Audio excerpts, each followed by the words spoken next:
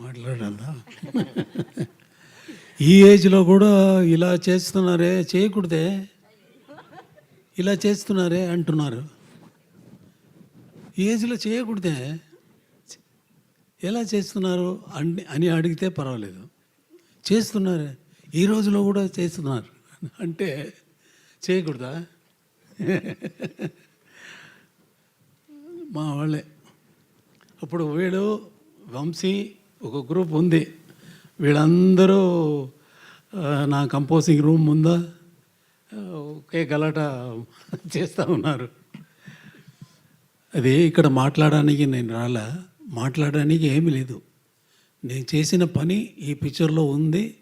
మీరు విన్నారు, వినకపోతున్నారు, వింటూ ఉంటారు, అది నమ్మకం ఉంది. కీరవాణి గారు నాకు రాసినప్పుడు ఈ పల్లవి వినిపించినప్పుడు అనుకున్నాను, వీడు లోపల ఉన్న బంధం, ఆత్మబంధం గురించి కదా రాసి ఉన్నారు. ఇది పాట లేదు, సిచ్యువేషన్ కోసం రాయలేదు. ఆయన ఆయన real feeling towards me is అంత అభిమానుడు. చాలా అది ఎప్పుడూ మారలేదు, ఎప్పుడూ చేంజ్ అవుతుంది. ఒక స్టేజ్ వస్తే కొన్ని పిక్చర్ బిగినింగ్లో మ్యూజిక్ చేసేదానికి ముందు ఈజ్ ద ఫ్యాన్, అంతే కదా. ఫ్యాన్గా ఉంది, తర్వాత పిక్చర్స్ వచ్చి పిక్చర్లో మ్యూజిక్ చేసి మ్యూజిక్ వల్ల పాపులర్ అయ్యి అయితే స్వభావం మారిపోతుంది. మారిపోవచ్చు, మారలేదు. ఆ రోజు ఎలా నాకు కనిపించారో first time I saw him in my room, composing room, ఎలా చూసానో అలాగే ఉన్నారు. ఒళ్ళుగా అది పర్వాలేదు. మనసు కదా, మనసు వల్ల కదా మనం మనుషుడు అయ్యాము కదా. అలాగే ఉన్నారు, అలాగే ఉండాలి. దేవుడు ఈ పిక్చర్కి ఆశీస్సులు అందరికీ, దీంట్లో పనిచేసిన, ఈ పిక్చర్లో పనిచేసిన అందరికీ నీ లాంగ్ లైఫ్, ఫేమ్ అని ఇవ్వాలని కోరుకున్నాను, అంతే. Thank you sir. సార్ ఒక్క ప్రశ్న సార్, అదేంటి అంటే మామూలుగా మాకు ఏ సందర్భంలో అయినా ఇళయరాజా గారి పాట పెట్టుకుంటే చాలా అద్భుతంగా అనిపిస్తూ ఉంటుంది. మనకి ఎలాగో Q&A సెషన్ ఉంది సార్ మీడియాతో. ఒకటే ఒక ప్రశ్న, Q&A ఉంది సార్, నాకు ఉంది. ఓకే, ఒకటే ఒక ప్రశ్న సార్, ఇళయరాజా గారు లాంటి సంగీత దర్శకుడు ఇచ్చిన పాటల్లో ఇళయరాజా గారికి నచ్చిన పాట ఏది? మీకు బాగా, ఇన్ని వేల పాటల్లో మీకు బాగా నచ్చిన పాట ఏది? ఫేవరెట్ సాంగ్ అంటాం కదా సార్, అలా ఒకటి. వేలు ఒకటనా రెండనా? నాకు ఇష్టమైన కాదు, నా వల్ల వచ్చింది కదా. నాకు ఎంత మ్యూజిక్ తెలుసు అనేది ముఖ్యం కాదు. మ్యూజిక్ నన్ను గురించి తెలిసిపోయింది కదా. ఎలా వస్తుందని నాకు తెలీదు, నిజంగా తెలీదు. తెలిస్తే ఆ సెకండే మ్యూజిక్ కంపోజ్ చేసేది ఆపేస్తాను. తెలిస్తే, ఎలా వస్తుందని తెలిస్తే మ్యూజిక్ ఆపేస్తాను. అది అంతే, తెలిసిపోయింది కదా.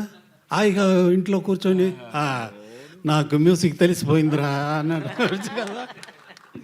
అలా లేదు, తెలీదు, ఎలా వస్తుందని తెలీదు సార్. అయితే ఈ విషయం మీకు ఎప్పటికీ తెలియకూడదు అనుకుంటున్నాను నేను, ఎందుకంటే మీరు ఎప్పుడు పాటలు ఇస్తూ ఉండాలి మాకు. దేవుడు నీ కోరుకో.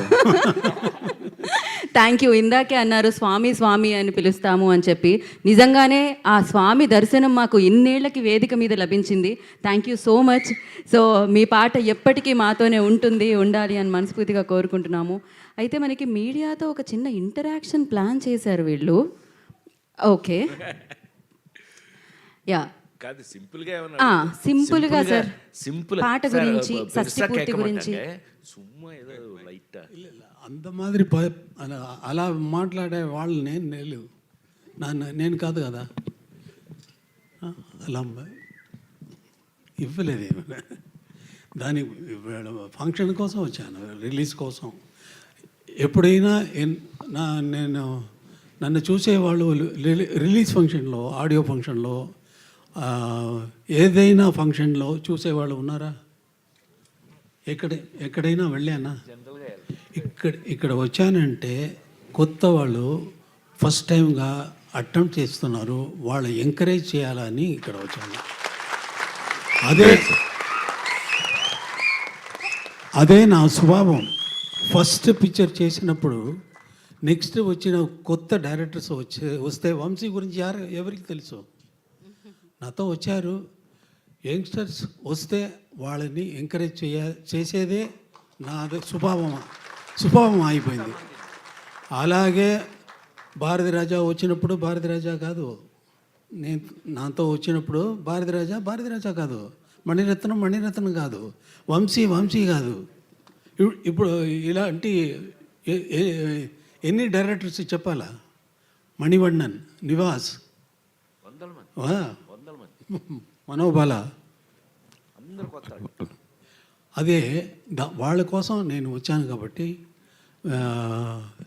క్షమించాలా, మీడియా వాళ్ళు అందరూ క్షమించాలా అని అన్నాను. సార్ ఇళయరాజా గారు మీరెలా? యా సార్ ఇళయరాజా గారు, నేను మిమ్మల్ని క్వశ్చన్ ఏం అడగనండి.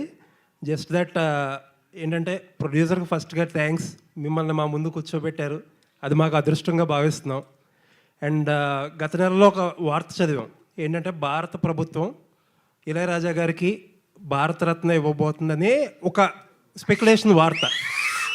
ఒకవేళ ఆ వార్త కనుక నిజమైతే మేము అనేది ఏంటంటే ఇళయరాజా గారికి కొత్తగా తెచ్చే గౌరవం ఏమి ఉండదు.